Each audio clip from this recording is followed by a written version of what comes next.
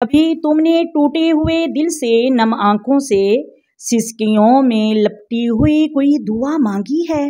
ایسی دعائیں جو زمین سے اٹھ کر عرش تک چلی جاتی ہیں اور رب کو اتنی محبوب لگتی ہیں کہ وہ فوراً فرشتوں کو حکم دیتا ہے کہ میرے بندے کی فریاد کو سنا جائے۔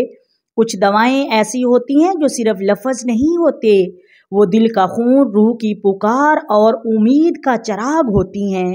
جب یہ تین دعائیں مومن کی زبان سے نکلتی ہیں تو آسمان لرز جاتا ہے اور اللہ کی رحمت ٹوٹ کر نازل ہونے لگتی ہے۔